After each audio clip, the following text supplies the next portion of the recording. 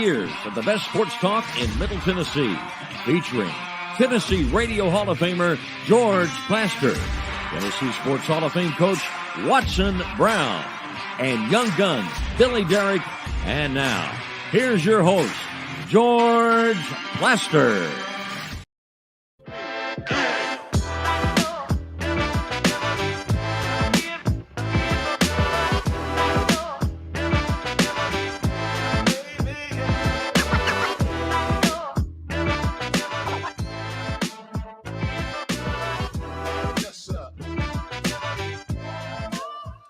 Hello again, everybody. Welcome in on what feels like the last day of summer in Nashville. The weird part of it is we're now a week into November with temperatures all the way up toward 80 degrees. Now, supposedly all this is going to end beginning tomorrow, but we'll just have to kind of wait and see. I will say this, man, I have enjoyed it while it's lasted.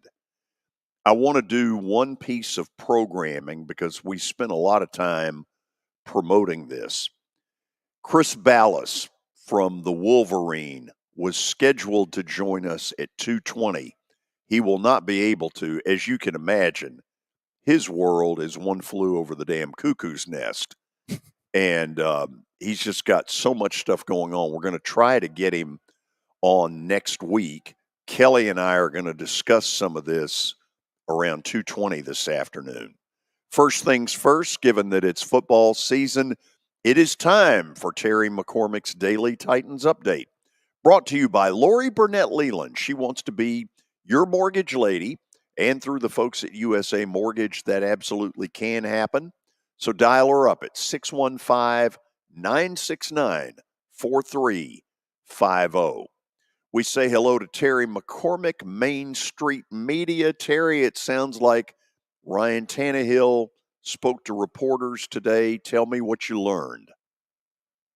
Well, he said that he's probably not going to be ready to play this week and back up Will Levis. He was third in line when they went through the reps behind Levis and Malik Willis. He said that when Mike Vrabel called him on Monday and told him that he had made the decision before revealing it to the team on Tuesday. He also said that, he wants to be a pro about it and help Will Levis as much as possible. When he was asked about the whole situation of if he thought that his job was in jeopardy or when he got hurt, he said that initially the thought never entered his mind when he got hurt over in London against Baltimore. But he said that as time went on and he saw how well Levis was playing, that the thought did enter his mind, and that was part of the equation that he considered in his mind that something like that could happen. Terry, I think one of the things we can take to the bank, and this is a real help to the franchise, there's no doubt in my mind that Ryan Tannehill will be a complete pro about it. There's no doubt in my mind that he will help Will Levis at any point and every point that Will Levis wants it. And I don't doubt that in between he may take a phone call from Atlanta, if you know what I mean. He might do that, but he will do an absolute solid for the Tennessee Titans franchise. I have no doubt about that. Yeah, I think you're exactly right. And then we also spoke to Levis today, and, he talked about, the whole preparation and how good that Tannehill was in helping him. Just with the nuances of being the starter and things like that. Like, I guess yesterday they held a practice and there was a point where, Tannehill told him that, Levis didn't want to jump in there, and overstep his bounds or whatever, kind of deferring to the veteran. And Tannehill told him, no, go ahead. This is your rep because you're the starter. So interesting, they will definitely keep the relationship very professional and work. And I'm sure Tannehill will try to help Levis all he can. And, Levis would be wise to be a sponge and learn everything he can from Tannehill, which I'm sure he's already been doing. Oh, yeah, no doubt about that. Terry, did he talk about whether he has any desire past the end of the 2023 season? No, that didn't come up. That's probably a conversation that comes later in the year, like on locker clean out day or something to that effect. I'm sure that there's a lot going on in his mind right now in terms of what he feels like his future might be. I mean, there will probably be some situations, like you mentioned, Atlanta, and there may be a couple others. The Giants quarterback situation is an absolute mess right now. Yes. Green Bay doesn't look all that rosy, to be honest with you. And Minnesota, who knows what will happen because of Kirk Cousins' injury and his impending free agency. So there would be some possibilities that some teams might, make a run at a guy like Ryan Tannehill. And here's why. Because not every one of those teams is going to be at the front of the line in the draft process to draft Caleb Williams or Drake May. Somebody's going to be picking number 15 or whatever, and they may need a quarterback, but there may not be a guy there that they're sold on. So they may need a guy to bridge the gap for a year or two. He's absolutely a bridge. That's what he now is. And he's not stupid. He knows that. Yeah, and I think it comes down probably just to the situation. If there's a chance to start or there's a chance to go be a backup on a Super Bowl contender and get a ring, those are probably attractive options for him. If it's just to go and, say go to Houston and be C.J. Stroud's backup for 2 years while he learns the ropes, I don't see Ryan Tannehill being interested in doing something like that. Terry, I hadn't thought about this, but he started as a Dolphin. Tua, who seems firmly entrenched, is one concussion, one hit away, and God forbid that happens. I was going to bring up the same thing. Yeah, but I mean that's one that ought to be in everybody's mind. Perhaps. I don't know how his relationship ended there. I know that, the fans were certainly ready to move on from him down there in Miami when he came here to the Titans. I don't know that what his relationship is with ownership and the front office, or even if it's some of the same people that were there while he was in Miami. Not the same coaching staff, and that is one thing to take note of. Terry, anything else you want to throw out really quick? Looks like that several guys are, bothered by injuries. Sean Murphy-Bunting had that thumb injury, and he was not at practice today. And Vrabel said he would be doubtful to play on Sunday. That's a big blow to the program right there, because he's one of their better cornerbacks, and they're already thin at that position. The good news is they look like they're going to get Roger McCreary back. He was out and practicing today during the open part. Other thing, the offensive line continues to be a mess. Daniel Brunskill is battling an ankle injury. He did not practice today, so we'll see where he is going forward. I would think he's got a little Ben Jones in him. I would think that he might miss a day or two of practice, but he's probably going to try to give it a go if at all possible. Terry, thank you as always. Great work. We'll do it again tomorrow. Sounds good, George. That's Terry McCormick's Daily Titans Update, brought to you by Lori Burnett Leland. She wants to be your mortgage lady, and through the folks at USA Mortgage, that absolutely can happen. So dial her up, 615-969-4350. Let's go to Murfreesboro. Say hello to Kelly Holcomb. Kelly, I know you would echo my thoughts. Ryan Tannehill will handle this as the consummate pro. I think so. Can y'all hear me? Can you hear me? Yes. Okay, good. Yeah, I was messing with this computer today, and I'm not the most technically sound person in the world, so I was worried that I messed this up. But yeah, I'm in no position to counter. Yeah, no, you are not. But there's some places that Ryan Tannehill could go right now. I mean, Green Bay is one of them, like y'all just said. I mean, I'm not sure that they're sold on Jordan Love. There's not as much love as there was in August. No, like that no, there's not.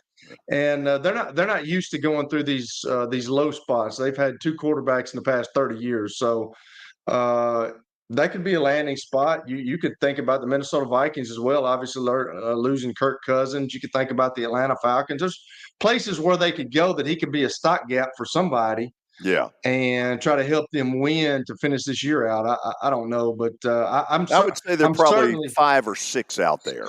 Absolutely. And I bet people, if they hadn't called, they may start calling now that they know what's happened with Will Levis. But if you're the Titans, I don't know if you move him, because if something does happen to Will Levis with all his injuries in the past in college and in the preseason this past year, I think you want a guy behind him that's got a lot of experience. And I don't think they would go into it with Malik Willis feeling comfortable with him being the backup right now. Are you talking about a year from now? Because the trade deadline has come and gone. Oh wow, yeah, that's true. That's Yeah. true. But yeah, no, that's true. That's true. I forgot about that. You're absolutely right. So yeah, yeah. So yeah, nothing's going to happen. But after the year, absolutely. I mean, somebody may gobble him up, but it just depends on what he wants to do as a quarterback that's his age, that's willing to move forward. Is he going somewhere to start, or is he willing to take a backup role? Which I think that's probably kind of where it's at right now. He's probably going to have to be a backup. Does he want to do that anymore? He's got plenty of money. Terry talked about it last week or yesterday, talking about how he got his pilot's license, and he's got a family, wants to move back to Florida. So there's a lot that you got to weigh on, and he's played for a while, so it'll be interesting to see. Billy, how are you? Good. Good. What do we got? We've got new college football playoff rankings. Well, they're not new. It's another week of it, but it's the same as last week. Number 1, Ohio State. Number 2, Georgia. Number 3, Michigan. And number 4, Florida State. And you got some bump ups. Alabama at number 8 now. Ole Miss is up to number 9. Tennessee, number 13. They'll play Missouri, who's up to number 14 now. So, there's some jumps from some teams that are hanging around. Alabama, they got that Georgia game most likely in the SEC title that they're going to have to win, but really no change. It really doesn't start to matter until probably the last week, like before the last week, maybe the last 2 weeks. So next week's I think will be big after a couple of big games this weekend, but the first couple are really nothing to write home about. If you're sitting there kind of plotting out Georgia, Alabama SEC title game, right, and you want to go, here's a suggestion. Get a loan. I feel George, like there's hey guys, what happens if Alabama does keep on winning and they go to the SEC title game? Georgia's obviously got to keep winning, but if they both go to the SEC title game, Alabama beats them. Where does that knock Georgia to, and does that get Alabama into the talk of the top 4? Gets them in the talk, but I think a lot of people are believing it's where does Texas end up in all this, because Right. Texas has the Trump a card. head-to-head trump card, having won in Tuscaloosa. I mean, Correct. it's hard to believe. I mean, I would assume that, I would lose my, SEC just means more credit card. Come on, I thought that was pretty funny. The SEC. But I guess there is a scenario out there where there could be a playoff with no SEC team. Now, do I believe that? Not really. But I guess it's possible. Well, there's still such a wide range of possibilities. Yeah. You could have none. Say Georgia goes down in Knoxville, or Alabama. There's not really a game they could lose, but and then they go lose to Georgia. That's a scenario you could go without any SEC teams. I think you could get both of them in, though, Kelly. I think I think there's a scenario, because especially if Texas loses, Texas always loses down the stretch of a season to knock themselves out. So you can bank on. You can bank on. So you're Texas not sold losing. on this, okay? No. I just don't see 2 getting in, Billy. I really don't. They're going to try to squeeze this Pac-12 team in there, especially if Washington and Oregon keep winning. Yeah, that's tough. They're going to, because the Pac-12. When's the last time they were in the top 4? I believe Nixon was in office. Maybe not that far back, George, but it's been a while. Yeah, it was Washington. I think the answer is Washington was the last and the only team played Oregon, Bama. Yes. Washington played Bama in Atlanta, I think. Yeah, because Oregon was the first, correct, in the first one. They played Florida State. Yeah. Right. Tonight, Akron, Miami, 6 o'clock. Bowling Green. There are sections available. Mm-hmm. Bowling Green and Kent State. Still some tickets available for that one. And then Eastern Michigan, Toledo. There's an entire stadium available. Toledo favored for by all 3 of them. Toledo favored by about 20 tonight. Got some big lines. We might have some blowouts tonight. Mac. Once you go Mac, Kelly, you can't ever go back. So it's the Mac week this week on Tuesday and Wednesday. It's for the next 3 weeks. Yeah, going into Thanksgiving weeks. Are the midweek Conference USA games over? They're over. Okay. Sam Houston, no longer. Out. No more midweek games for Troy, Kelly. You're probably happy about that. Out. Yeah. Well, they didn't really get stuck with those, Jacksonville State, out. Well, speaking of out, Vanderbilt got ousted last night by Presbyterian College, 68-62 at Memorial Gym. Opening night, a lot of expectation this season for Vanderbilt, and they lose to a team that went 5-27 last year and 1-17 in their conference. Pathetic. Just here's the thing. At the end last year, when people were getting very excited about them, bad losses to teams like Grambling and Southern Miss cost them so that on the final day, they really weren't all that close to getting in. So you would think that there would have been a point of emphasis to say, you know what, we can't let Presbyterian College beat us. But they did. 5 minutes left in the game, they're up 15. There was no sense of urgency at all. By the way, when things aren't going well, call timeout. Did y'all go to the game? Did you go to the game, George? I did. It's 2 hours of my life I'll never get back. Yeah, I'm right there. Well, they lost, didn't they? Did they not lose a lot of kids last year to the transfer portal? They did. They did. They've got a couple of good guards, but they had a few guys out last night. They started the Greek kid. Yeah. Help me with his name. Tassos Kamateros. That's very Greek. Okay. In the great athletes who are Greek, at the moment, Giannis is number 1. His brother is number 2. Nick Markakis, the former Brave, is 3. This guy is number 4, and I now am down to number 5. We're not great athletes, it doesn't appear. George, come on now. Let it go. I just wanted you to know where it stood. Where it stood, huh? Okay. Wow. The few, the proud. The Greeks. Well, another Nashville team lost last night. The Preds go down in Calgary 4-2. I got home, and it wasn't 20 seconds later that Calgary scored. I apparently was their bad luck charm because the dam broke. It was tight for a while. They were up 2-0 late in the second period, and really from that point on got nothing done. They got one more road game in this CMA road trip, and then home Saturday against Arizona. Well, you had a third Nashville team lose. Nashville SC got eliminated from the MLS Cup playoffs last night against Orlando City at Geodis Park, so their season is over. Am I right? They did not score in those 2 games. Nope, they got shut out 2-0. That's a problem. Yeah. And they get back right at it. You will not win if you go scoreless in 2 games. You're not going to go 2-0. No. It's just a simple math equation. How long is their off season, George? A few weeks? It's about 3 weeks. I will say this. I think the MLS needs to seriously consider some form of shortening their season. I mean, when a regular season starts in late February and you're still in the playoffs well into November, that's a little long. That's ridiculously long. But that's all I got. Okay. So Chris Balas not able to join us. And listen, I totally understand, because can you imagine what this guy's life has been like the last 2 weeks? However, we are going to try, and I only use the word try, to have some intelligent talk about this discussion. Kelly, it's probably more up to you than me for it to be intelligent.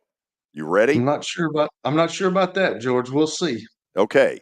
We'll see where all of this goes as Spygate continues after this.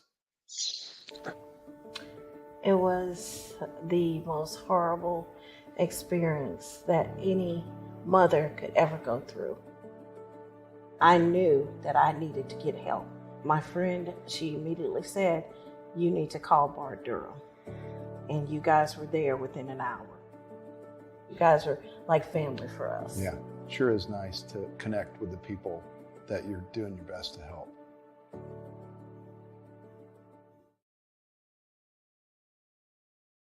As the trusted premier custom home builder in Middle Tennessee, Donnelly Timmons has over 20 years of experience in the industry.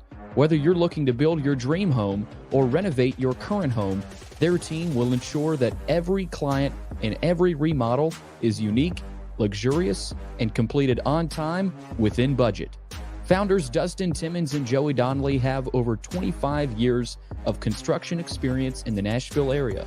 Together, they have completed projects in Forest Hills, Oak Hill, Green Hills, Franklin, and Brentwood. Dustin and Joey believe that communication is the most important aspect of all construction projects. Therefore, they personally manage each project themselves and are involved in job site activities on a daily basis. Their commitment to quality and integrity has earned them an outstanding reputation among their clients. Contact them to set an appointment for a free consultation or to view some of their completed projects. Give them a call at 615-456-7983 or log on to DonnellyTimmons.com. I'm Watson Brown. I'm Kelly Holcomb. I'm Billy Derrick. We're the George Plaster Show. We've been Nashville's best sports talk for the last 30 years. And you know what? We still are. Catch us live weekdays from 2 to 4 p.m. Central Time in Nashville on YouTube, Twitter, and Facebook. Also, the podcast version is available on Spotify and Apple Podcasts.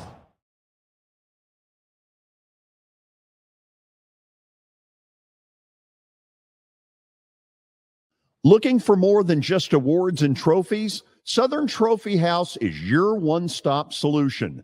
For over 60 years, their team has created lasting impressions with a personalized touch. From embroidery to screen-printed apparel to corporate awards, signs, and name badges, they have everything you need to keep your brand shining bright.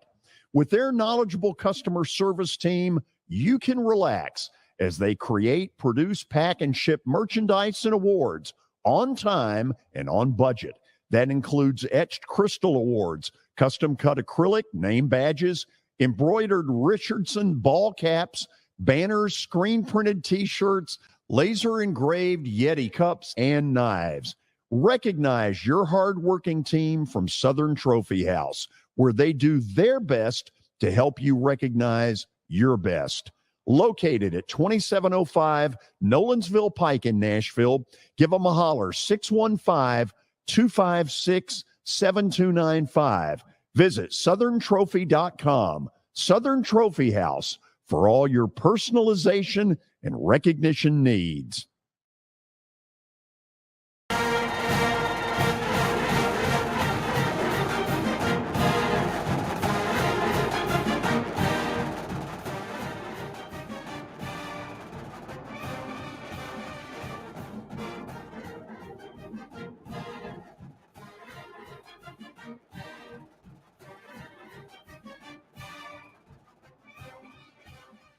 So what you heard there is the prelude to the great song, Hail to the Victors.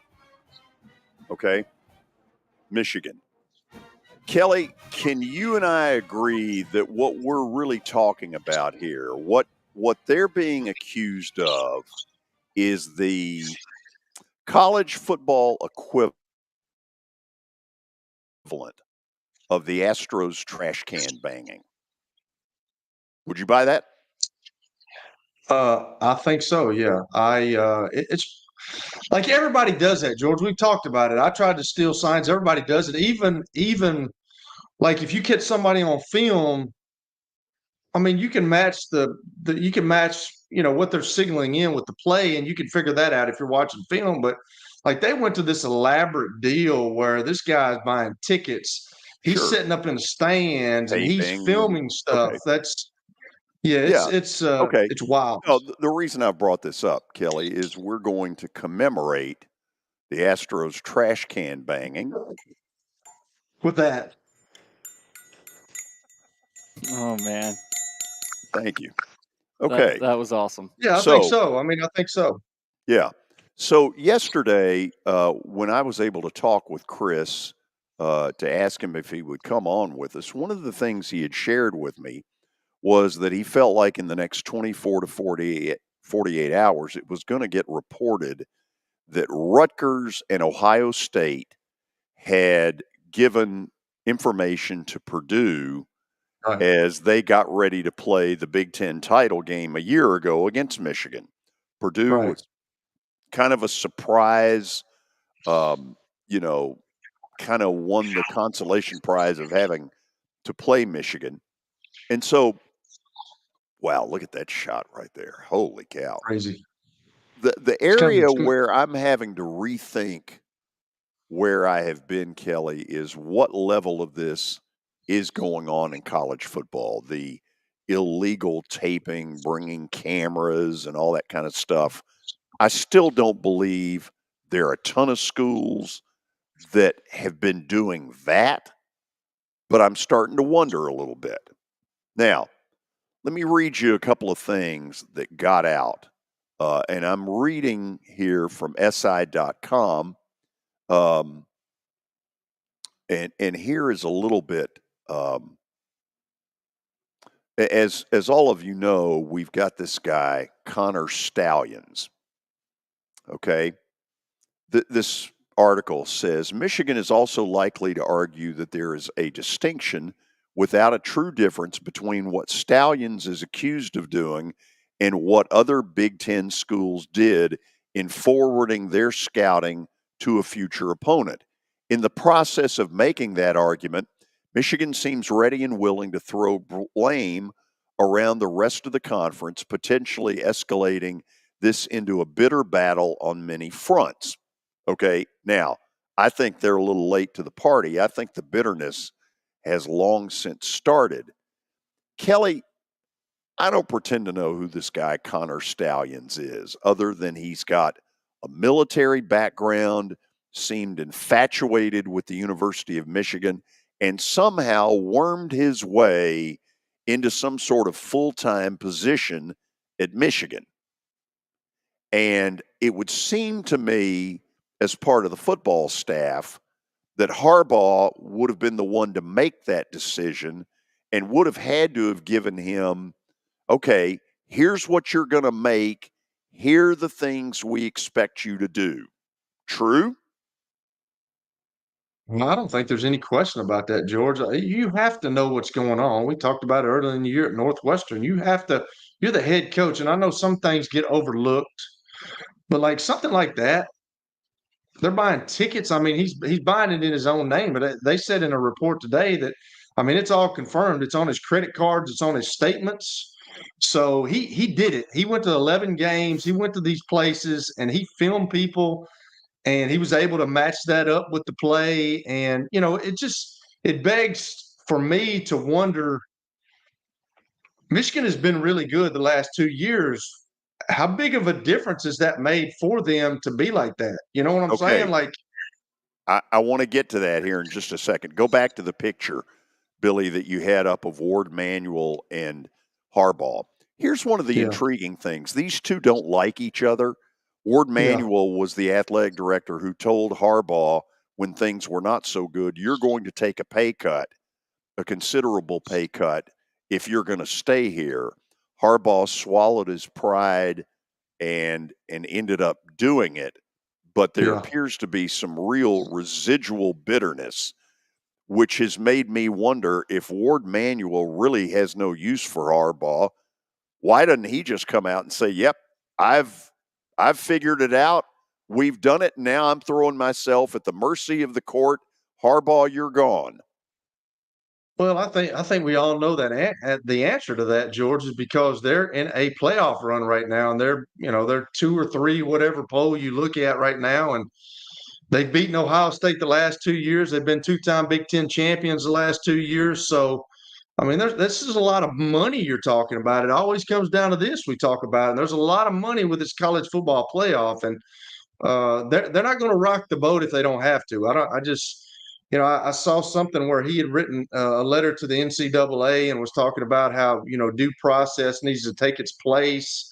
And if they don't do anything, I don't see us as doing anything. So I don't know. There's a lot of money that's going on, George, but they're in the thick of this thing. And if they can kind of get this out of the way and quit talking about it, I think he'd be perfectly fine. Now, here is what I believe, Kelly, is the dumbest stuff that has come out of all this discussion. And this is where I just call total BS. When I hear people, network talking heads, tell me that the advantage of knowing what's coming doesn't really amount to much, I'm calling BS. And so when I call BS, you got to also understand that my football experience is not Kelly's. It's basically fifth grade Gray Y. And from that point on, we moved into non-contact sports.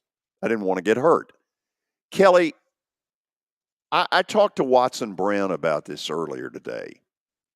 And I said, help me to understand this. Well, he's with me on this. He says that the people saying it is no advantage, no real advantage, are crazy.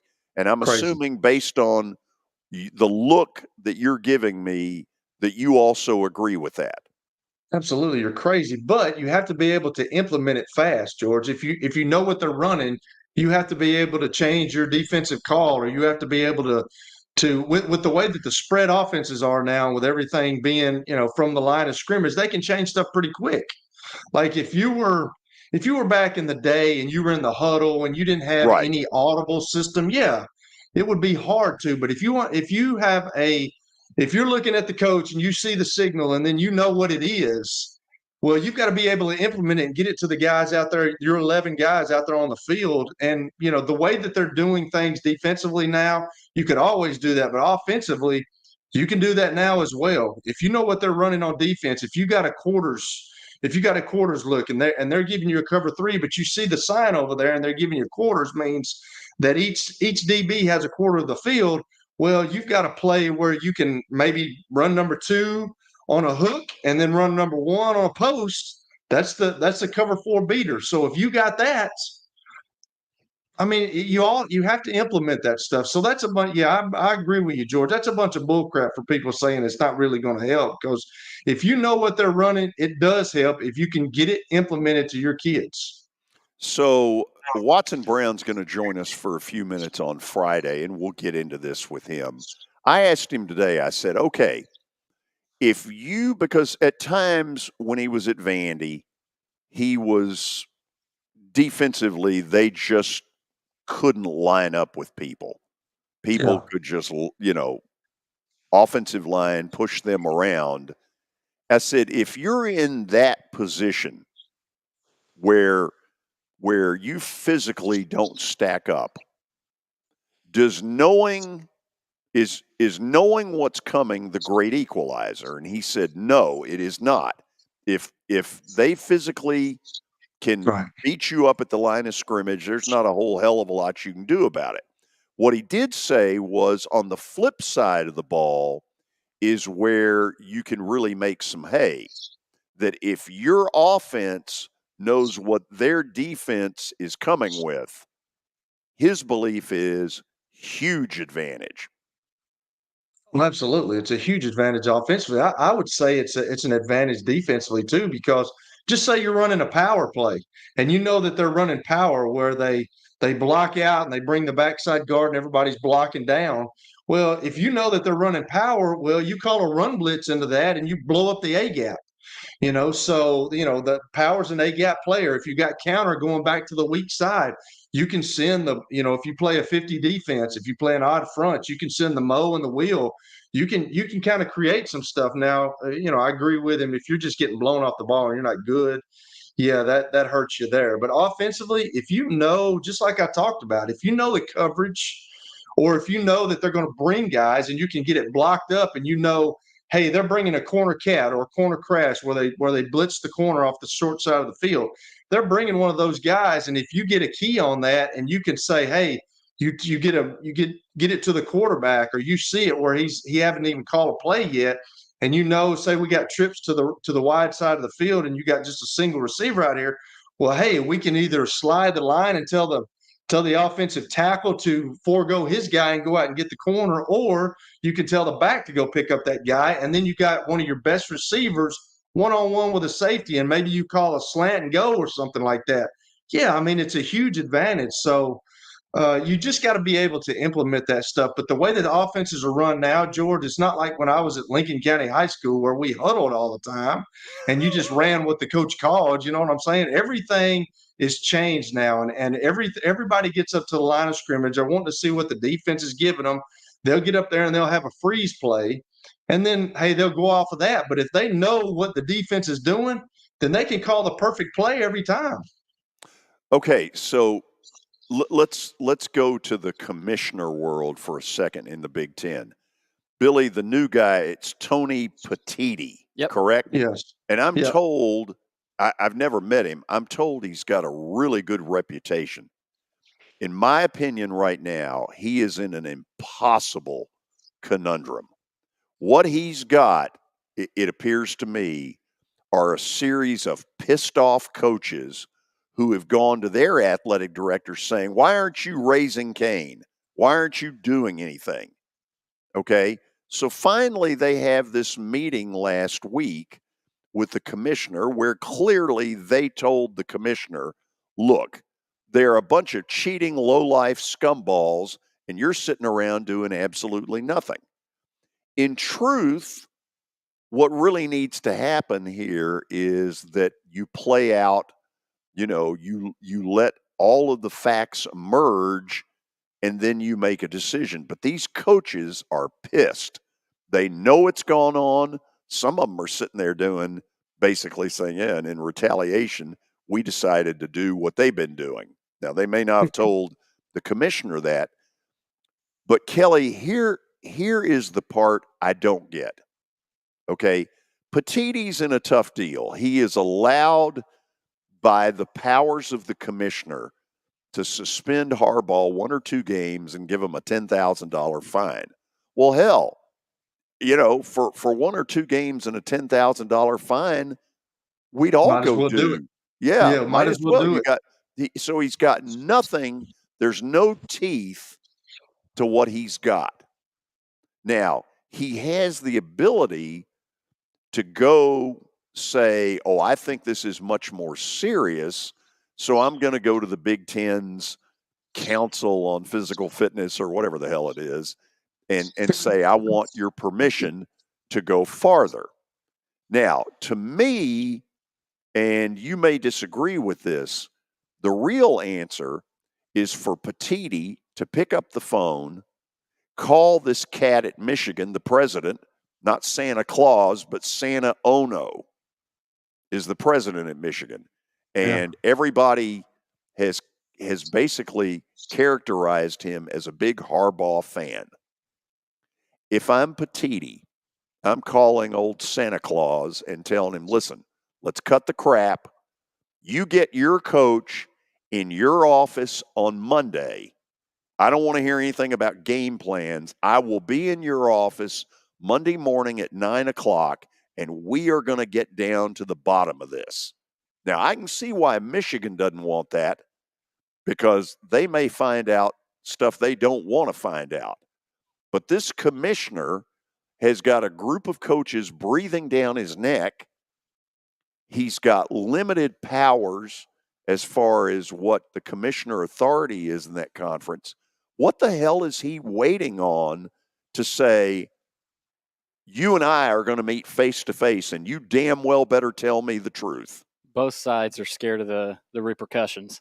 I think that's what's probably going on. You know what, Billy? I think you're right. They're both they're scared. I think so too, and I like George. You need to be a commissioner, man, because I like the way you go about things. You go right at it, which is what you ought to do. It's not always that easy, though. Well, sure it It's is. not. Sure it is. But He's here's another thing too, George. He's got the ability to call for this.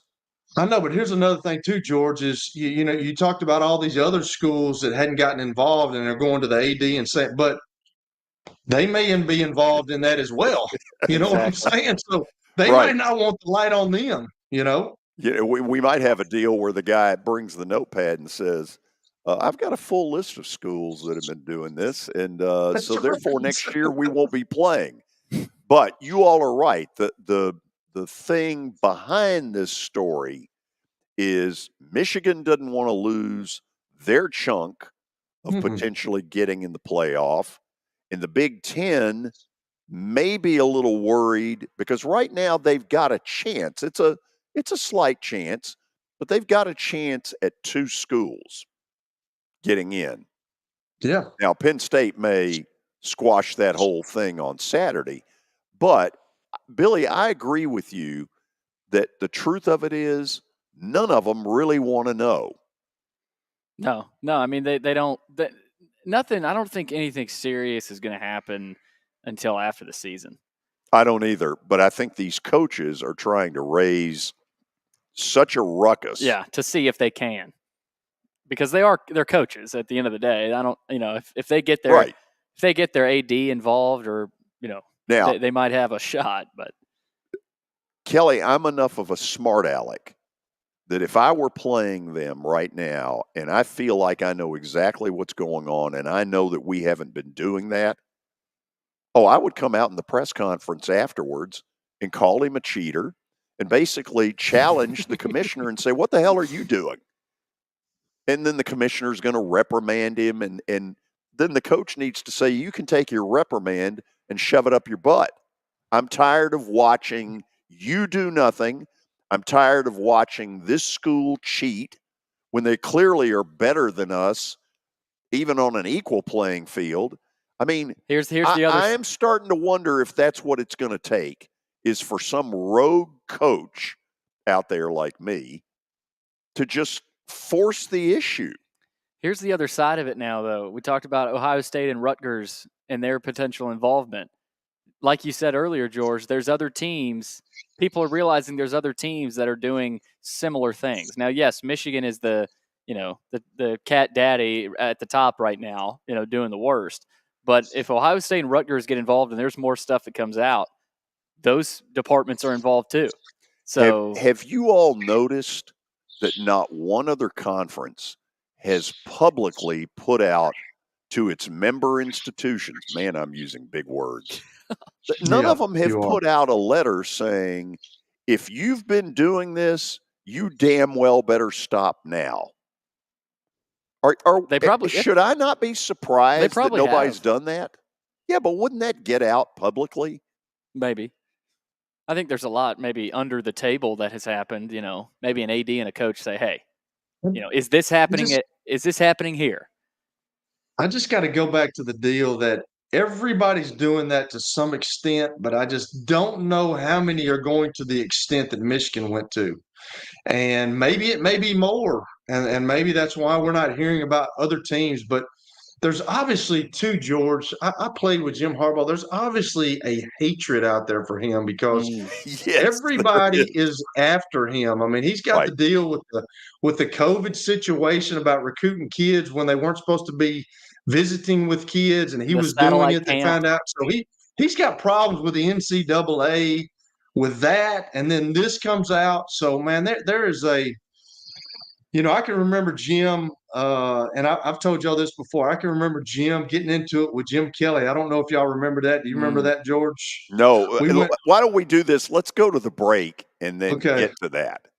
Okay. We need some good dirt about now. All of you stay tuned. Leave it to Kelly for the dirt. Well, I mean, why not? Stay tuned. We will have more. God only knows where this segment is going, but please stick around.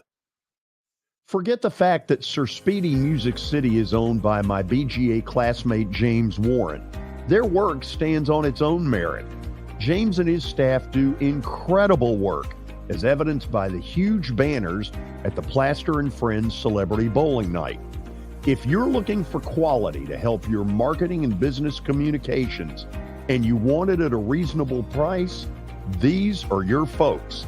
Call them at 615-832-9511 or go to print at sirspeedymusiccity.com.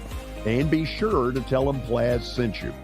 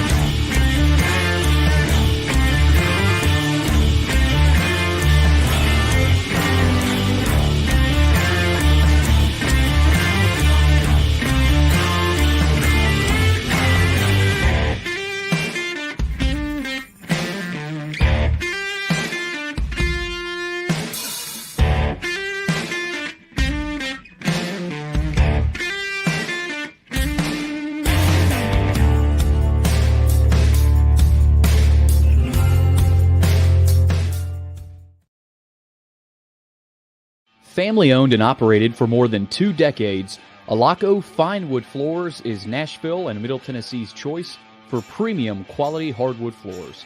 Since 1995, Jimmy Alaco and his army of employees have embodied the approach of taking pride in one's craft and providing superior customer service, growing from a one-man shop to a team of 23 professionals who share the founder's passion for quality craftsmanship and customer satisfaction. If you are interested in contacting them, you can find their headquarters at 2505 Winford Avenue in Berry Hill, or give them a call at 615-356-0303. Again, that's 615-356-0303, or log on to alacofinewoodfloors.com.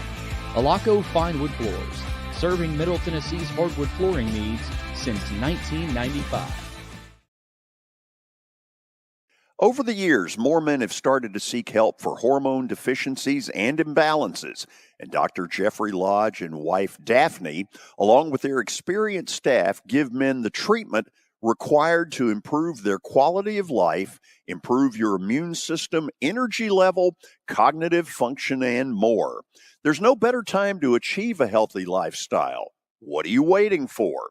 Give Cool Springs MD a call today for an appointment at 615-486-3458 or visit the website coolspringsmd.com. For over 35 years, Wilson Bank & Trust has been committed to providing customized banking solutions to help individuals, families, and businesses in Tennessee achieve their goals. As your full-service community bank, we are proud to offer loans with competitive rates, local decision-making, and fast, friendly service from our experienced lenders. No matter where you are on your financial journey, Wilson Bank & Trust is ready to help you take the next step. Visit your nearest Wilson Bank & Trust office or online at wilsonbank.com to get started today. Member FDIC, Equal Housing Lender.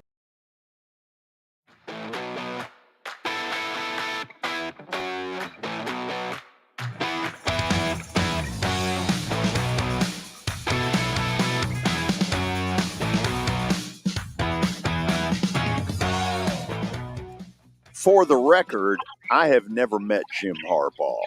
However, I have met and know well a bunch of his family. I've also never met John Harbaugh, although I'd really like to. Jack Harbaugh, when he was the coach at Western Kentucky, he and his wife Jackie used to always come by my broadcast booth at the end of a game. And the person I feel the sorriest for right now is Jack Harbaugh, because I don't believe this is something that he would be very proud of if he thought his son was doing it. I know Jim's sister, Joni, who married former Georgia basketball coach Tom Crean. So it's a very athletic family, a very cool family.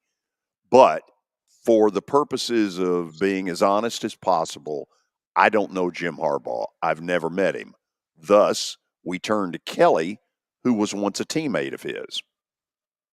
I was, yeah, and I want to preface it by saying that Jim was always great to me, so I have nothing bad to say about him. Jim was a little bit of a hothead, and we all have a little bit of hothead in us. But I just remember yeah, there you go.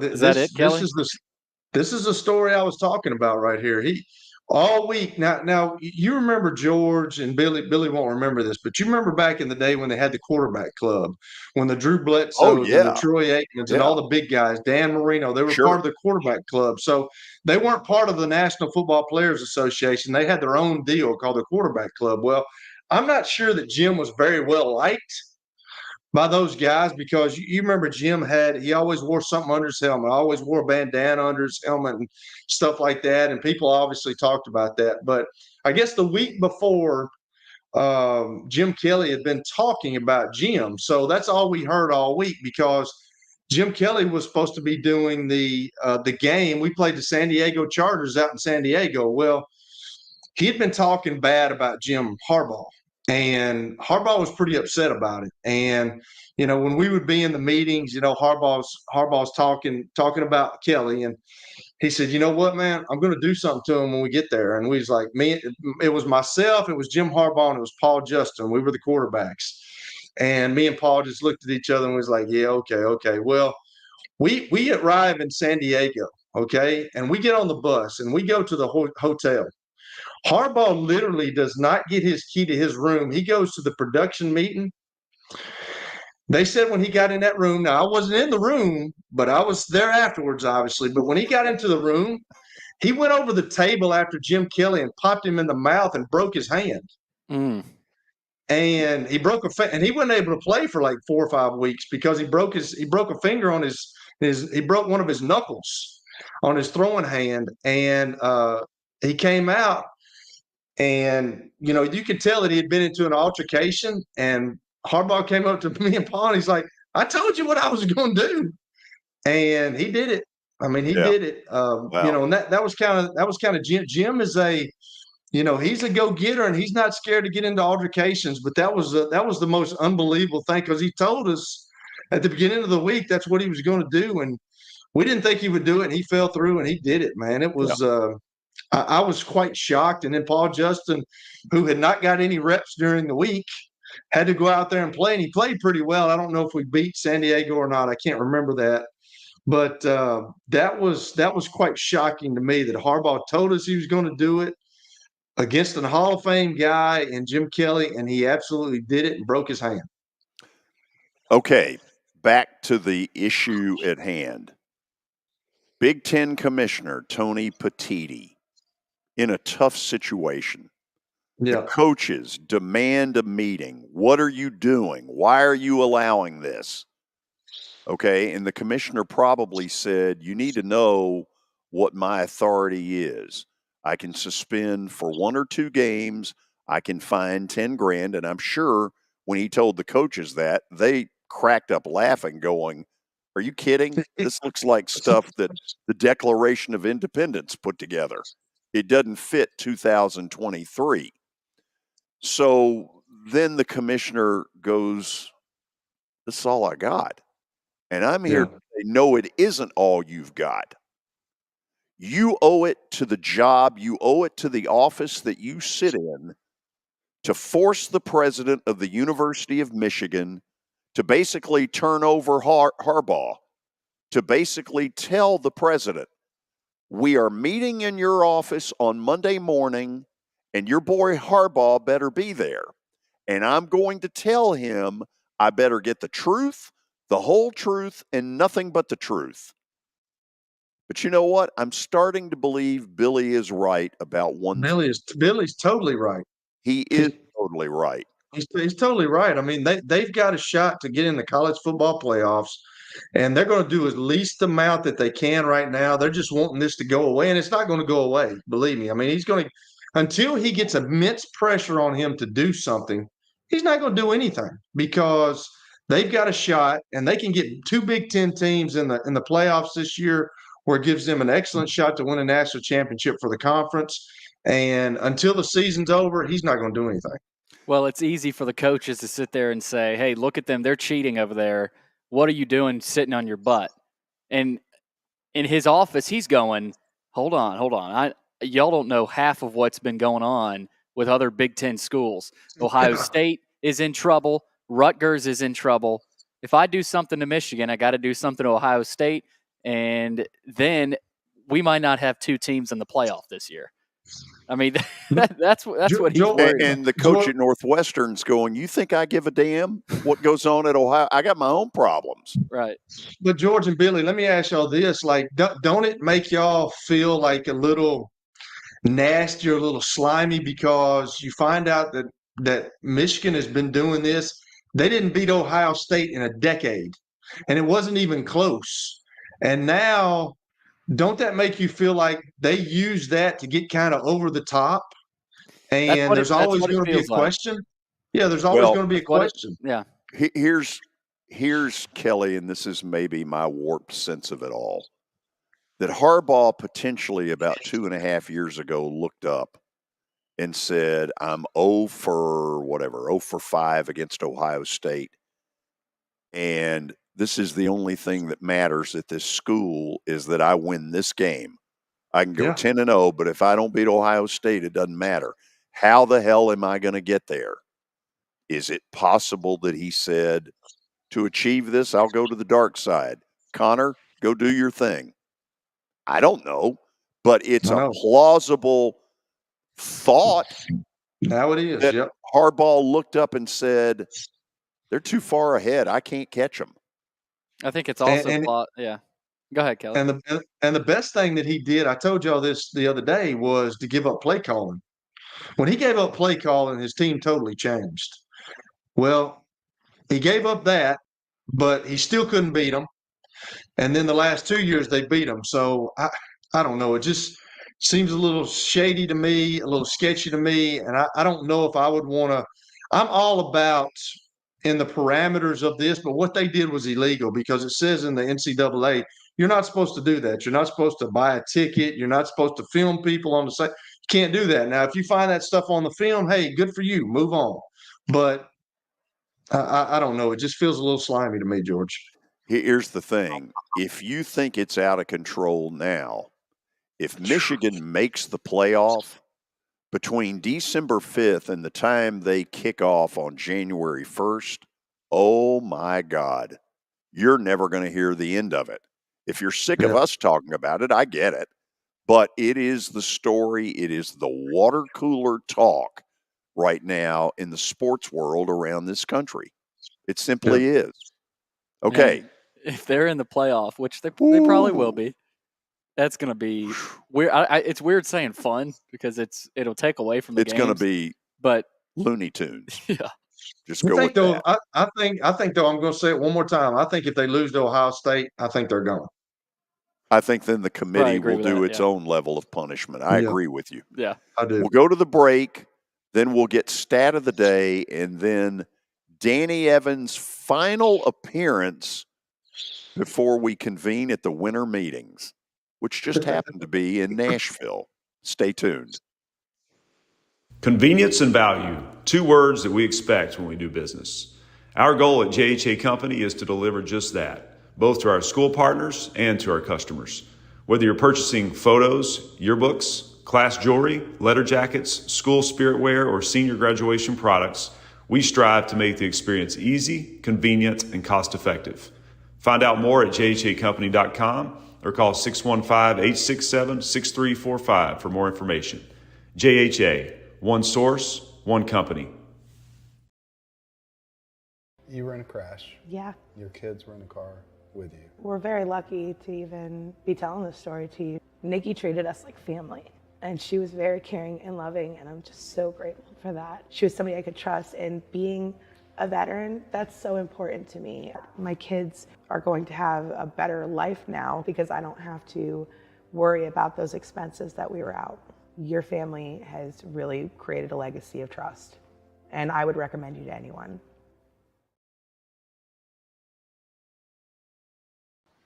All right, I'm here with my buddy Chip Ward from Lincoln Home Loans. And Chip, it's football season, and it feels like it's moving season every time of the year, especially here in Nashville. Tell us about your business, Chip, and kind of introduce people to who you are and what you do here in the Nashville area. Well, you're exactly right, Billy. It is definitely moving season, as it is most times, especially right here after Labor Day. Kids are back in school, and people are starting to think they want to get settled in before the holidays. And so what we are doing is right now we are getting a lot of people pre-approved for home loans. Inventory has ticked up a little bit. It has been down, but it's rebounding a little bit. And right now is a good time to buy. Chip, real quick before I let you go, tell people how they can reach you. And if someone is interested in your business, how would they reach out to you? Well, sure. At Lincoln Home Loans, you can reach me at 615-500-7579. My URL for my application page is chipward.net, and my email address is simply chip@chipward.net. And so I'd love to hear from anybody. I can answer any questions about the whole home buying and financing process. On Monday, November the 27th, I'll be playing host to the 3rd annual Plaster and Friends Celebrity Bowling Night here at the Strike and Spare on Lebanon Pike. Here's where I need your help. We have 64 foursomes that will play with 64 sports celebrities. We've done a good job in getting the foursomes, and now I need some of you as single players to sign up and get involved. The cost is $200. The proceeds will benefit the Last Minute Toy Store and the Martha O'Brien Center. And what I promise you that night is great bowling, maybe not, great food, a ton of fun, and in fact, I'll make this claim, more fun than any charity sports event you have ever been involved in. To get involved, simply email me, plastergeorge@gmail.com. Let me know whether you want to be in the 6 to 8 p.m. shift or the 8 to 10, and get ready for a night of bowling and fun you'll never forget.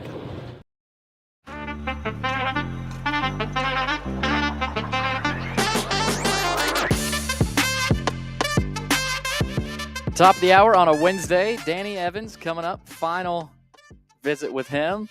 Little off-season Before the winter meetings. Before the winter meetings, of course. Can't forget about that. But first, stat of the day brought to you by John English Antique Sports and Cards. You can find them out in Shelbyville. They're open during the week, Tuesday through Friday from noon to 5, and Saturdays from 10 a.m. to 5. Give them a call, 931-492-4304. All right, let's check out what we've got cooked up today for Matthew.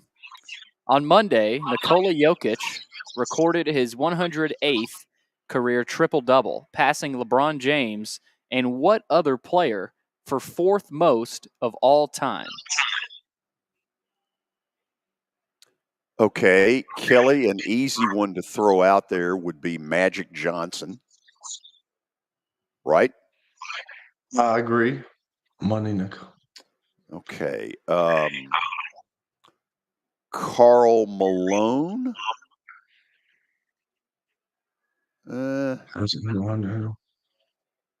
Let's see. Triple double. Oscar Robertson.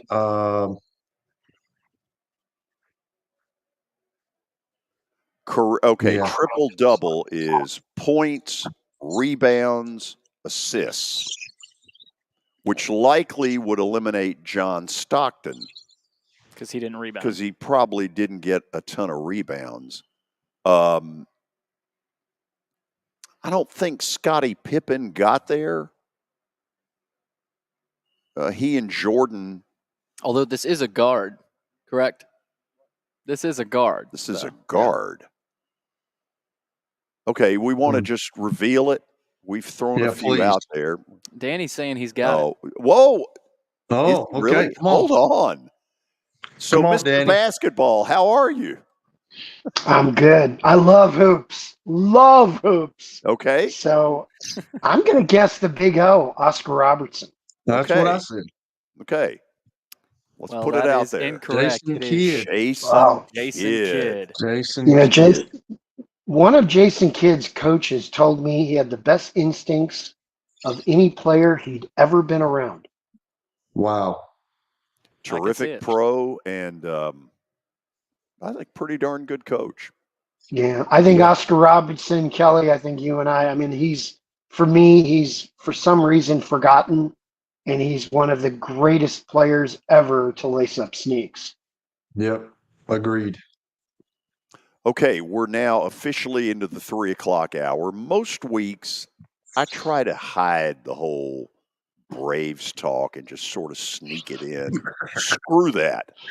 I got a lot of Braves questions today. So, Danny, it seems to me that the first piece of what they had to have was to get Charlie Morton to say, yes, I'll come back. And it sounds like he has. Yeah, and for a price that's palatable for the Braves and a good number for Charlie Morton at this stage of his career. And what's going on with the Braves right now, George, is a delicate maneuvering where you're real good with a real good farm system. And you know that for the regular season, you're one of the elite teams in the game. But the goal is to win the World Series. So what you want to do is improve your club without depleting your club in the areas that you are dominant in. And that can be a challenging task. Okay, let's go a couple of other places here. Mm-hmm. It really hurt me to see this because I love the guy. Eddie Rosario is a line drive machine. He'll, wake up on Christmas Day hitting line drives. They declined the option. I'm assuming, and maybe I'm wrong to assume, that it's over.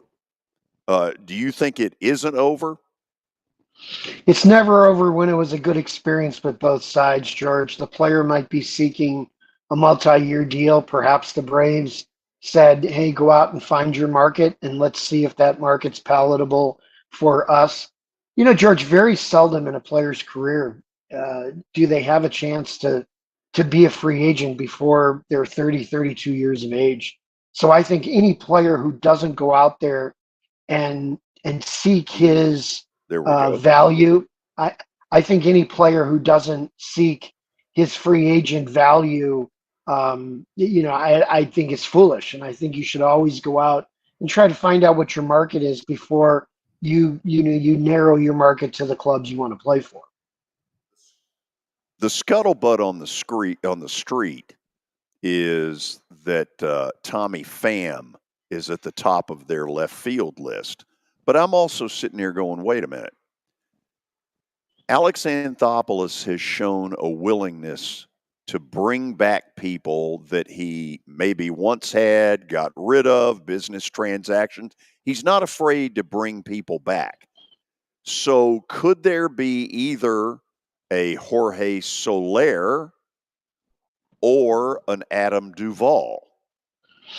George, this week at the general managers meetings, your task as a GM and a top assistant is talking to the other 29 clubs, talking to every agent that's at the meetings. It's, for me, the cleanest week of the year. You're working 20-hour days. What you're really doing for the only time all year is focusing solely on personnel and not any of your other tasks. This is where more groundwork is laid than any other time of the season. So Alex is probably met with half the clubs by now.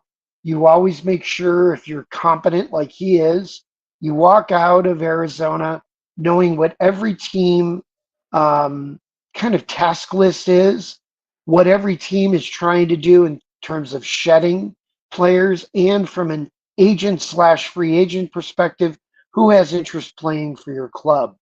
And candidly, you walk out of these meetings, the general managers meetings, really knowing what your options are. In most of the trades that are made between now and opening day, the groundwork was laid in Arizona during the general managers meetings. To me, the Braves are still one starting pitcher short, and even with Charlie Morton. And the scuttlebutt rumor is Nashvillian Sonny Gray. Sonny Gray grew up here. I don't really know, even though I know Sonny pretty well, I don't know if he was a Braves fan, not a Braves fan, but from a proximity standpoint, it makes a lot of sense. In your mind, is he the single best fit that they ought to go after in free agency to find this starting pitcher? Well, I think the best starting pitcher on the market is Yamamoto, the Japanese pitcher coming over from the Oryx Buffaloes. He's clearly the best guy in the group for me. I've seen him in person. I've seen him a ton on video. He's elite. He's a 1 or 2 starter. He's 25 years old and he's at the top of his game. He's as good a pitcher as I've seen in the last 10 years. But I think the problem they have, George, is they don't want to do anything to disrupt their future payroll situations. The good thing they have is everybody's going to want to play for their team because everybody loves to play for a winner. They've got a great trainer, a great medical staff. They got a fabulous pitching coach and a manager who has the respect of everybody he's touched in the game. So as a result, Alex and the Braves will be able to get involved with any of the clubs. I think Sonny Gray would clearly be in the top group, but he would not be alone. I think there's multiple guys who could be really good options. And I think also, George, I think too much is spent on free agency in terms of time. Sometimes there are really good trades to be made where you have a surplus or you have a player who perhaps has more value externally than internally, and you learn that this week. Yeah. You find out that maybe you can get a guy in a trade that you don't have to go out and make a 4 or 5 or 6 year commitment on a player, and that's what's going on in Arizona right now. Okay, I want to bring one up that I don't know if it floored me, but yeah, it did kind of floor me. The rumor had been out. The first time I heard the rumor was in June that David Stearns was leaving and was going to end up running the Mets. And the easy rumor to make up was Craig Counsell, who I think is a very good manager, would be following him. So a few days ago when I saw that Counsell, I guess, said, I've done all I can do in Milwaukee. I've reached the ceiling and we're not getting any higher. And he goes to the Cubs. Did you think it would be the Mets? No, I actually thought he had a chance to go to one of 2, 3, or 4 different teams. I think the Mets snowball thing in the media where everybody thought the immediacy of the relationship and whatnot made sense, the money that Steve Cohen brings to the table, the Mets owner. But Counsell's a very private guy. He's terrific. I remember when he was a Notre Dame player years ago. Great guy. George, the shocking part was he grew up in Whitefish Bay. I mean, he is a Milwaukee native, played for the Brewers. I think it was a great move by the Cubs, although David Ross, one of my favorite people ever. And I'm sad to see David Ross lose his job over it. But a great stealth move by the Cubs because it does 2 things. You get one of the best managers in the game and you rip him away from your biggest rival, which they are clearly their biggest rival. But what also happened, George, is a shock. He's getting $8 million a year. He's setting a new record for the highest salary of a manager in the big leagues. He's got a 5-year, $40 million contract. And I think with that is going to prompt the Cubs to be one of, if not the most active club this offseason. I totally agree with you. Is it also that he reached the ceiling at Milwaukee and it can't go in its present condition any farther? Well, the Brewers, let's just go Milwaukee. Milwaukee's been a major league franchise for 70 years. And they've had a lot of really good seasons, but I believe only one World Series title. And one of the problems that they have is their market size. I think it's also, a situation where they just don't have the revenues as a franchise to do some of the things that, when you're an elite manager in your mid-50s, you've been skippering a club for almost a decade, you start to covet that ring that separates you from your peers. And, the Brewers, I think, have done great things with limited resources. But candidly, what I'm seeing and hearing is it sounds like he wanted that next plateau. and didn't see it on an every year basis in Milwaukee. George, they're one of those franchises I don't think they can win every year. I think they have to recircle, they have to rebuild. And, when you've got your biggest payday of your career coming up, and you've got a couple free agent starters that at the end of 24 are probably not going to be with your team anymore, that's a tough sell. And, your hometown's great. I've done that. It's wonderful. But there comes a point in your career where, I love being in my hometown, but I want to win the whole darn thing. And I give them credit, but I give the Cubs a bunch of credit because nobody, including David Stearns, had any inkling until it was announced the other day. He kept it quiet. You're right. That is tough to swallow if you're a Brewers fan. To the Cubs. To the Cubs. So, Danny, let me ask one more Braves thing, and then we'll go to break, and then Kelly will come in here. Should I be worried that in an organization that really has its stuff together, the Braves, has not been able to work a deal with Max Fried, who is entering his free agency year next season? No, I wouldn't have fear. When you have an elite pitcher who's got to this point of his career, he can see it now. He can feel it. He's got a great representative at CIA. I think he's in a situation where he's dealt with some arm problems, so probably doesn't have the fear that he had earlier in his career. I think Max Fried's one of the best pitchers in the game. And I think what the Braves are going to be faced with in 2024 is deciding, what is Max's future, not just with the Braves, but what are his salary demands? And I think it's going to be a very interesting thing to watch. One thing I do know is I know Max Fried's character. I've known him since he was a kid, since he was an 8th grader. How's that? Right. And there's no way this is going to affect his performance. He's playing for a great club, a great organization, a great medical staff. This is just one of those situations where the business of the game intersects with the game on the field. And I think luckily they have one of the best pitchers in the game in their rotation for 24. When it comes to 25, George, it's not just the Braves' call. It's Max Fried's call too.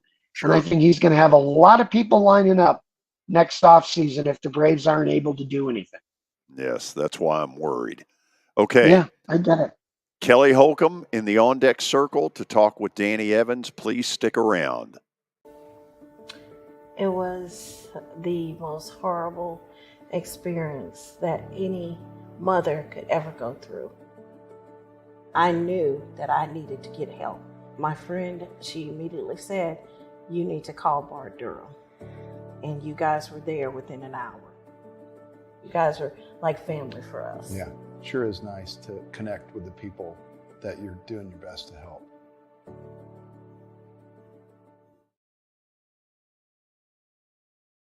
As the trusted premier custom home builder in Middle Tennessee, Donnelly Timmons has over 20 years of experience in the industry. Whether you're looking to build your dream home or renovate your current home, their team will ensure that every client and every remodel is unique, luxurious, and completed on time within budget. Founders Dustin Timmons and Joey Donnelly have over 25 years of construction experience in the Nashville area. Together, they have completed projects in Forest Hills, Oak Hill, Green Hills, Franklin, and Brentwood. Dustin and Joey believe that communication is the most important aspect of all construction projects. Therefore, they personally manage each project themselves and are involved in job site activities on a daily basis. Their commitment to quality and integrity has earned them an outstanding reputation among their clients. Contact them to set an appointment for a free consultation or to view some of their completed projects. Give them a call at 615-456-7983 or log on to DonnellyTimmons.com. The George Plaster Show is Nashville's best sports talk, 2 to 4 p.m. Monday through Friday on Twitter, Facebook, and YouTube. There's a podcast version available on Spotify and Apple Podcast. Looking for more than just awards and trophies? Southern Trophy House is your one-stop solution. For over 60 years, their team has created lasting impressions with a personalized touch. From embroidery to screen-printed apparel to corporate awards, signs, and name badges, they have everything you need to keep your brand shining bright. With their knowledgeable customer service team, you can relax as they create, produce, pack, and ship merchandise and awards on time and on budget. That includes etched crystal awards, custom-cut acrylic, name badges, embroidered Richardson ball caps, banners, screen-printed T-shirts, laser-engraved Yeti cups, and knives. Recognize your hard-working team from Southern Trophy House, where they do their best to help you recognize your best. Located at 2705 Nolensville Pike in Nashville, give them a holler, 615-256-7295.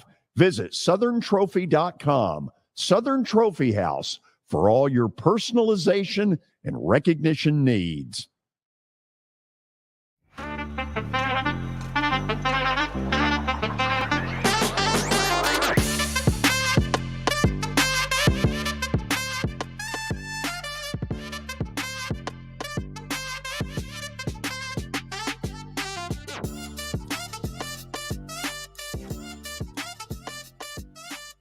This is Danny Evans' final scheduled appearance before the winter meetings, which just happened to be here. So I got a feeling we're going to hook up and probably have some fun out there.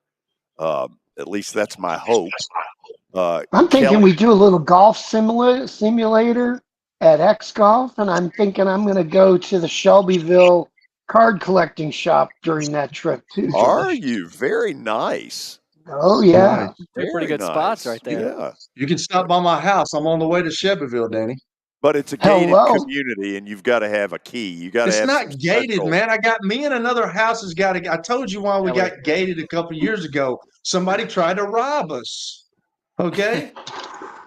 These first world problems, George. You know, but candidly, I'm looking forward to coming out there, and I think on Tuesday of the winter meetings we might want to get together because it's going to be a lot of fun. I'm looking forward to coming to Nashville and being a baseball dude for about 4 or 5 days. Just know that Kelly can be a snob. That's all right, George. That's all right. As long as George, as long as he gives me those 6-footers, I'm good. Hey, Danny, I'm country as cornbread, man. There's nothing snobbish about me, okay? and I want to say I really appreciate getting to knowing you this year, man. You've taught me a lot of baseball. I'm not sure I'll be here next year because if George and Billy do not get me on the opening, I'm walking out. I'm just going to be honest. So I don't know if I'll be here next year. You know, Very Lord willing, I serious will. man. I can see Boris representing you before it's all over, Kelly. Oh, no yeah. doubt. Before it's over, he'll own this company. Yeah. Hey, so let me ask you this: what is Dusty Baker's legacy? Oh man, one of my favorite people in the sport. Luckily, I've known him for about 35 years, Kelly. He is exactly who you think he is. He is so genuine, such a unique person as a person first, and then a baseball guy second. Very socially conscious, really great when it comes to civil rights, and doing wonderful things in the community. An elite friend, and I can tell you that because he is my friend, just an elite friend. But most importantly, Kelly, he's an old school guy that aged well. He's that fine wine that you can't find on the shelf. A spectacular human being. Really knows hitting. Had a hell of a career as a big leaguer. Hit 200 plus home runs. Invented the high five. Did you know that? I didn't. And and from a social consciousness standpoint, was never afraid to speak or do the uncomfortable. And I appreciate that and respect that immensely. But I love the man, Kelly. I love him like very few people in this world. I've got a wonderful gift from him on my wall here in my home office that I will never forget from my first game as a general manager in the big leagues, and it's his signed lineup card. So I'm going to miss Dusty a ton, and I think the game will miss him even more because he's just such a unique human being. Kelly, sorry to butt in, Kelly. I got some breaking news. All right. The Los Angeles Angels are hiring Ron Washington as their new manager. CBS Sports HQ has confirmed. Great hire. Great hire for a team that has a young shortstop, Perry Manassian, knows Washington well from his days with the Bravos. And I think, too, Washington played for a point or was a coach for a point with the Rangers when Perry was there. I thought Showalter was going to get that job, but Washington's a terrific hire, and I give them a ton of credit. That's a real good addition to that ball club. Creates a hole on the Brave staff. Serious loss for us. What he did there was fabulous. Good for George, him, though, that he's getting this. Well, he's getting a second chance after his first chance was eroded by some bad personnel management. But George, when you have good people working under you, eventually, you might lose him. Sure. Yeah, and I always felt I lost Francona to the Phillies, and I was crushed. But at the same time, it was just like, well, he's a great manager. I'm proud of him. Good for him. I think the problem is you will see the Braves defense take a dip in 2024. Simply because, Kelly, this guy is the most prepared practice coach I have ever seen. And it's extraordinary what he does regarding defense. Sorry about that, Kelly. Good for him. That's good, man. You're good. Man. Hey, That's good. Him. That's good. So let me ask you this, Danny. Sorry, George. You talked about Sonny Gray earlier, who's from this area. What in the world has happened to David Price? Where is he? Where is he gone? I think David Price is done. He had some shoulder issues towards the end of his career, was basically relegated to the bullpen as a result. And, I love David Price. David Price won a division title for my Blue Jay team and was exceptional for us and did a great job getting us to the dance. I think David's career just caught up with him, and that's nothing to be ashamed of. You know that as a once a pro athlete, there's a point where guys just don't have the ability to perform at that level anymore. And my guess, Price having been an elite player, he doesn't want to come in a shadow of who he used to be. And I think his body is just at a point where he's probably not going to play anymore. Gotcha. Well, I know that you talked a little bit with George earlier about the Yamamoto guy, but what is special about him, and where do you think he ends up? Is this one of these deals where the Yankees weren't very good? Are they going to throw all that money at him to try to get him? This guy will get more money than anybody on the market except for Ohtani, I would think. Holy cow. Kelly, 25 years old, at the peak of his game. He's a superior athlete. He's the best fielder in Japan. One of the things, guys, about the Japanese game is the best athlete on the team is always the pitcher. They feel, in our game, we put those guys at short and in center field. But in Japan, they put the best athlete on the mound because he handles the ball more than anybody else. Yamamoto has 4 average to above pitches. He has elite 80 command. And I'm not saying control. There's a big difference between control and command. This guy has 80 command, having pitched in the Pacific League, far more offensive league than the Central League. An elite arm. He's in the mid to upper 90s with a devastating 80 grade split, a slider and a curveball. This guy is nasty. And most times starters are coming out at 29, 30, 31. He's a posting. So as a result, He's coming out before he's a free agent. The Oryx Club, an Osaka-based team that just lost in the Japan series, will get a lot of money out of his posting. But Kelly, this guy is the real deal.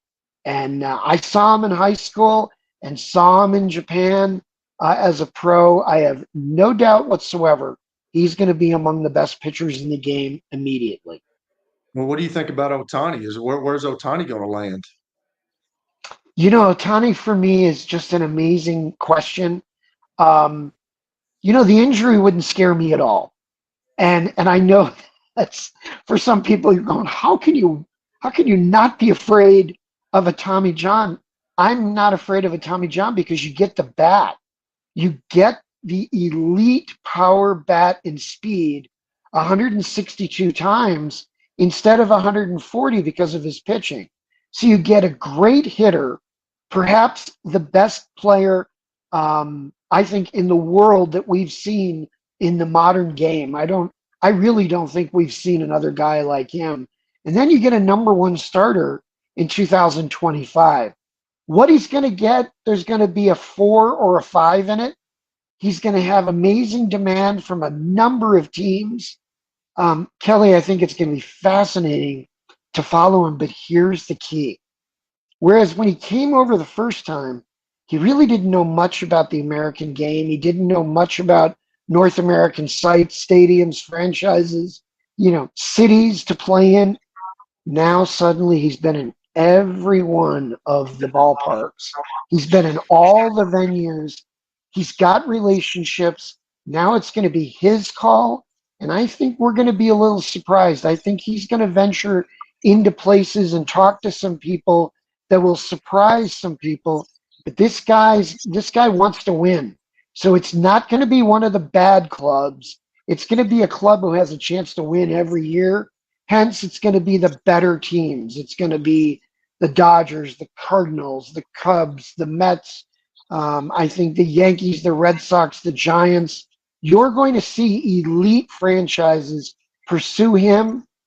But the problem, Kelly, of the injury, if you're timid about the injury, then get the heck out of the room because there's going to be teams that aren't afraid whatsoever. Yeah, so you talked about, and I was going to ask you this, but I got sidetracked. But Dusty Baker, so you got another old guy that just won the World Series who took his third team and won the World Series. So how much longer does he do it, and what kind of legacy has he left so far?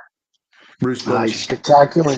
We talked about Bochy early in the playoffs, and I had made the comment that I thought he was masterful handling the pitching staff and not to underestimate the Rangers as a result.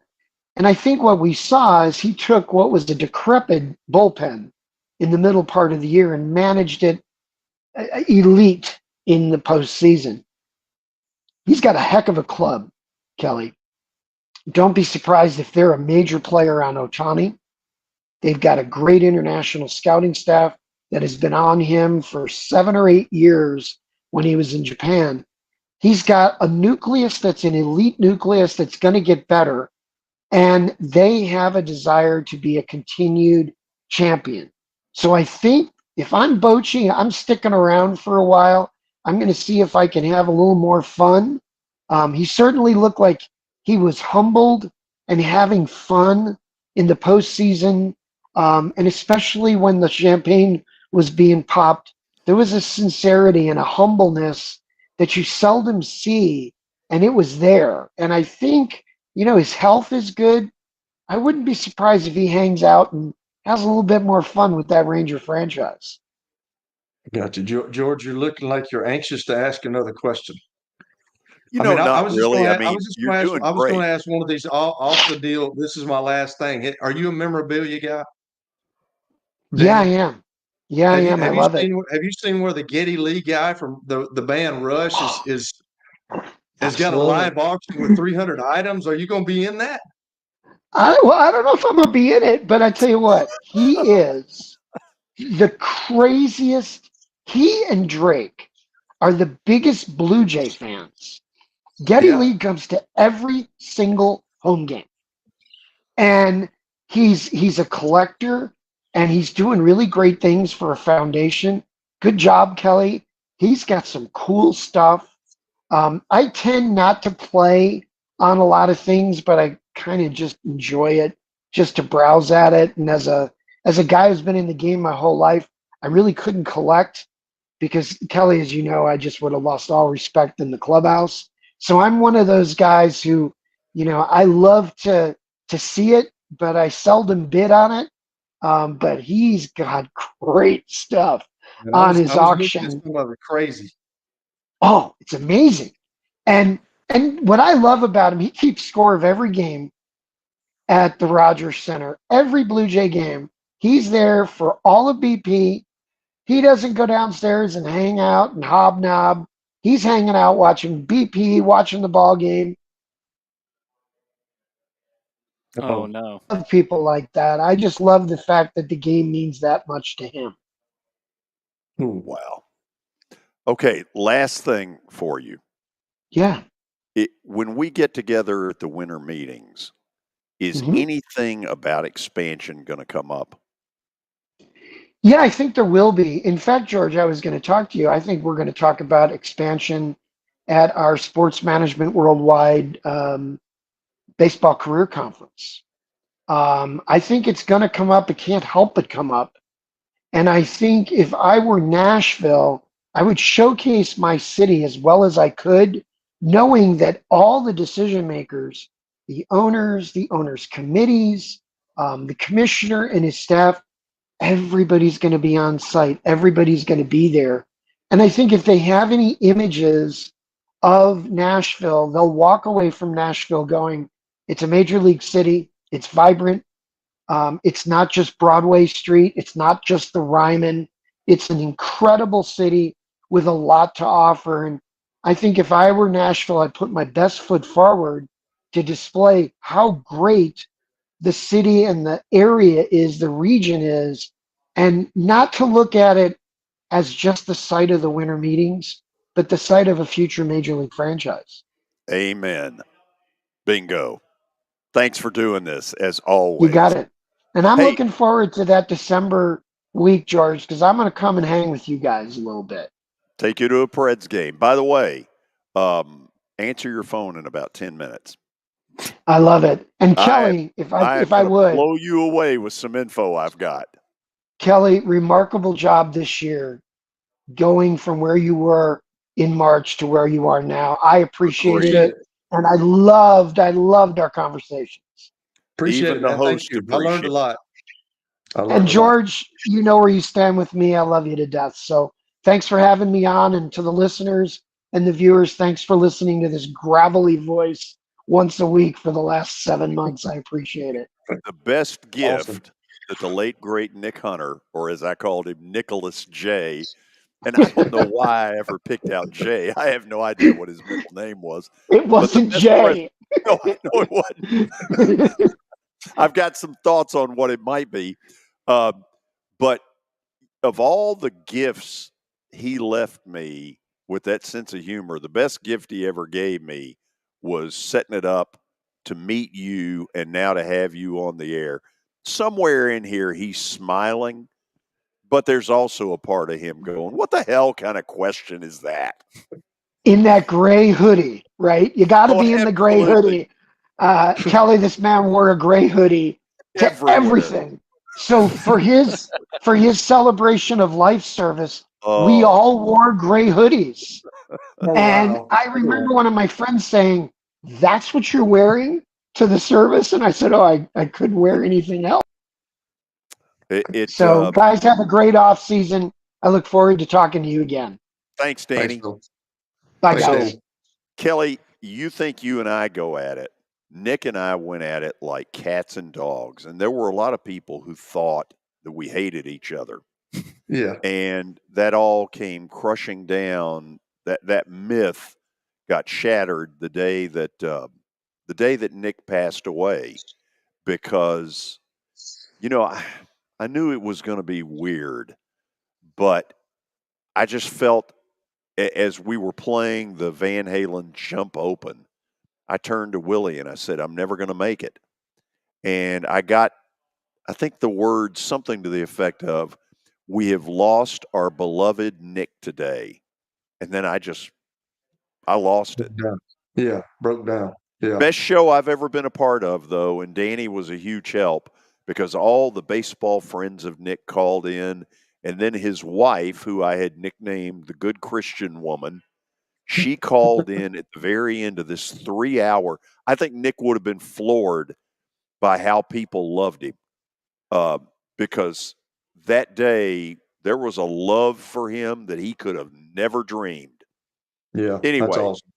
I know we got to go to the break. The plaster bet of the day, which this week has been a disaster, but we intend to improve. God, I hope so. Stay tuned. Family owned and operated for more than 2 decades, Alaco Fine Wood Floors is Nashville and Middle Tennessee's choice for premium quality hardwood floors. Since 1995, Jimmy Alaco and his army of employees have embodied the approach of taking pride in one's craft and providing superior customer service, growing from a one-man shop to a team of 23 professionals who share the founder's passion for quality craftsmanship and customer satisfaction. If you are interested in contacting them, you can find their headquarters at 2505 Winford Avenue in Berry Hill, or give them a call at 615-356-0303. Again, that's 615-356-0303, or log on to alacofinewoodfloors.com. Alaco Fine Wood Floors, serving Middle Tennessee's hardwood flooring needs since 1995. You were in a crash. Yeah. Your kids were in the car with you. We're very lucky to even be telling this story to you. Nikki treated us like family, and she was very caring and loving, and I'm just so grateful for that. She was somebody I could trust, and being a veteran, that's so important to me. My kids are going to have a better life now because I don't have to worry about those expenses that we were out. Your family has really created a legacy of trust, and I would recommend you to anyone. You were in a crash. Yeah. Your kids were in the car with you. Over the years, more men have started to seek help for hormone deficiencies and imbalances, and Dr. Jeffrey Lodge and wife Daphne, along with their experienced staff, give men the treatment required to improve their quality of life, improve your immune system, energy level, cognitive function, and more. There's no better time to achieve a healthy lifestyle. What are you waiting for? Give Cool Springs MD a call today for an appointment at 615-486-3458 or visit the website coolspringsmd.com. Star Physical Therapy was established in 1997 with one great mission: to serve. If you're hurting, don't wait to receive physical therapy. You don't need a referral to see their physical therapist, and early morning and evening appointments are available. Make the call to 615-673-1420 and get rid of that pain. Star Physical Therapy, the official health provider of Football Friday. Convenience and value, 2 words that we expect when we do business. Our goal at JHA Company is to deliver just that, both to our school partners and to our customers. Whether you're purchasing photos, yearbooks, class jewelry, letter jackets, school spirit wear, or senior graduation products, we strive to make the experience easy, convenient, and cost-effective. Find out more at jhacompany.com or call 615-867-6345 for more information. JHA, one source, one company.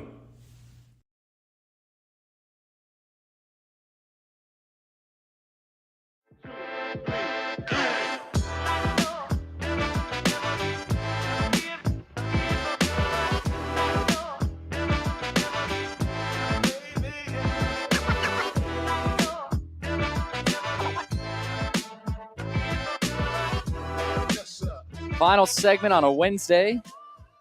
It's now time for Plaster's Bet of the Day, brought to you by Bart Durham Injury Law. Give them a call, 615-242-9000, or log on to bartdurham.com. All right, let's check out what happened last night. Another loss. Northern Illinois couldn't pull it out. I was happy, though, if I had to lose. Mike New, the coach at Ball State's a buddy, former offensive coordinator of the Nashville Cats under Pat Sperduto. That was a big win for him. Go on the road and win at NIU. And I didn't get to see the game, but I'm guessing it wasn't sunny and 70. No, I didn't see it either. Kelly, did you see it? Not a chance. Okay, well, that was honest. Sorry, George. That's okay. So let's end the little losing streak tonight. Where did we go? Are you going to do more than one game? Are you doing more than one game tonight? No. Going to do more than one tomorrow, though. Okay. Yeah. So golden flashes. Yeah. Now, don't get me wrong. I'm no expert when it comes to the MAC. Is anybody? I don't know. I mean, there's some big lines, big numbers on all the games tonight. Kent State is at home. Maybe I've missed the memo, but I never thought Bowling Green was Notre Dame. No. I'm taking Kent plus the points. Kelly, I know you're excited. I know. Isn't that where Nick Saban started his coaching, or did he go to school there? He played it was there. Toledo, wasn't it? I think he coached at Kent State. Didn't he coach at Kent State? He played there and coached there. Wow. Yeah, that's what I thought. Amazing There you coaching go. trees. Kelly, we'll see you again tomorrow. Yes, sir. Holler at y'all. It'll be good. By the way, you ready for this? 3 of the 4 of the pickers got victories this week. Oh, really? How about You that? didn't. Did you get? Did you? Oh, yeah, you did. Because you got Miami. I had Yeah, you did. NC State. Did Willie finally That's lose? correct. He got clobbered. In fact, hold on. His team, here, got beat because I had to write this down to make a note. Is this Willie? Is this Willie? Yes, he got beat by the score of 55-3. Wow. I think if you lose that bad, you need to get points taken away. You know what? I do too, but I remember the first pick I ever had in this competition. I did one of these bookets, and it was Arizona State at home against the Miami Hurricanes. And it was right when they started to allow the bubble screen into college football. And Miami threw a bubble screen, and Arizona State couldn't have touched him for 180 yards. The guy went 70, and it was the final. It got up into the 70s, and I got roasted the next week. It was hilarious. That was your first pick, George? I think it was the first pick I ever had, and frankly, it hadn't gotten any better. Wow. Yeah. Anyway, we'll see all of you tomorrow. Thanks for being with us. For Kelly Holcomb and Billy Derrick, George Plaster. So long, everybody. See-